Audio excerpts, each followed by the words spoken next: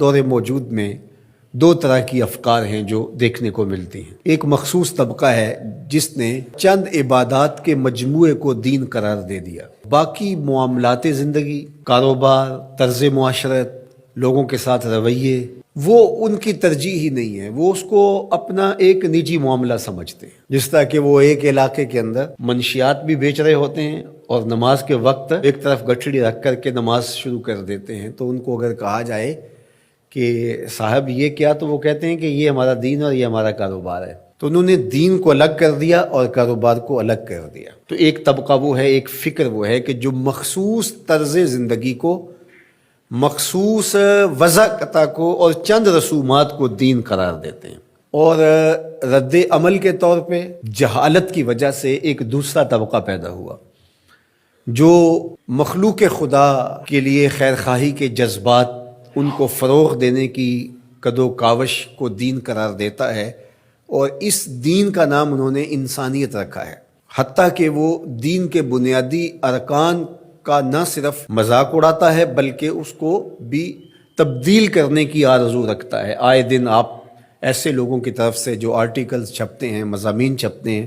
مختلف رسائل میں، جرائد میں، اخبارات میں، اور مختلف ہمارے میڈیا کے اوپر جو ٹاکس ہوتی ہیں ان کے اوپر آپ دیکھتے ہیں کہ وہ حج کا کہہ رہے ہوتے ہیں کہ اتنا پیسہ حج پہ لگ رہا ہے، تو یہ پیسہ اگر غریبوں میں بانٹ دیا جائے تو کتنا بھلا ہو جائے غریبوں کا۔ اس طرح جو قربانی پہ اتنا پیسہ لگتا ہے، تو یہ قربانی کے پیسے اگر غریبوں میں بانٹ دیے جائے تو کتنوں کے گھر بس جائیں گے، کتنی غریب بچیاں جو ہیں ان کی شادیاں ہو جائیں گی۔ اس طرح نماز کے بارے میں وہ کہتے ہیں کہ نماز میں جتنا وقت لگتا ہے یہ ایک مشق ہے، تو یہی وقت انسانی خدمت کے لیے صرف کیا جائے تو یہ کتنا اچھا ہو۔ تو حتیٰ کہ وہ ایک نیا انسانیت کے نام سے دین لے آئے، اور اس میں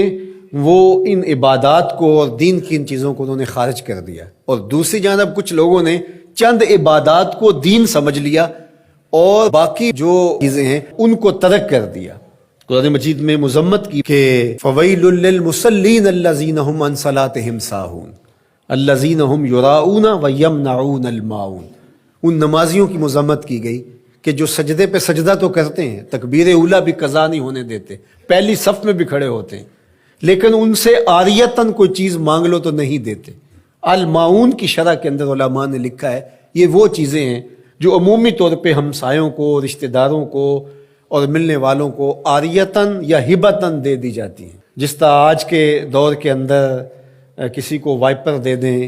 پانی والا پائپ دے دیں، اسی طرح اور جو چھوٹی چھوٹی چیزیں عمومی طور پہ ہم عاریتاً کسی کو فراہم کر دیتے ہیں، اور یہ ایک اچھے انسانی معاشرے کا حسن ہوتا ہے۔ لیکن ان لوگوں کی مذمت کرتے ہوئے کہا گیا کہ ان کا رویہ دیکھیے، ان کا طرز زندگی دیکھیے کہ یہ جو عاریتاً چیزیں عمومی طور پہ لوگوں کو ہم دے دیتے ہیں جس سے کوئی فرق بھی نہیں پڑتا، لیکن یہ اس قدر بخیل الفطرت لوگ ہیں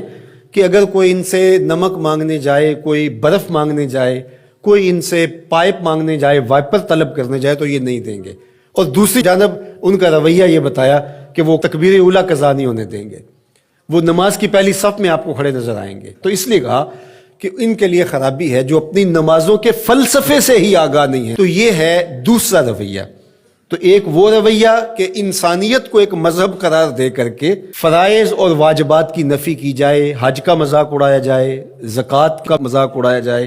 نمازوں کو وقت کا ضیاع قرار دیا جائے، اس طرح قربانی کو ایک اسراف کے نام سے یاد کیا جائے۔ تو جو معتدل رویہ ہے اس کو اس آیت کریمہ میں بڑی خوبصورتی کے ساتھ یہ ساری چیزیں آیت بر کے اندر پرو دی گئی اور بتا دی گئی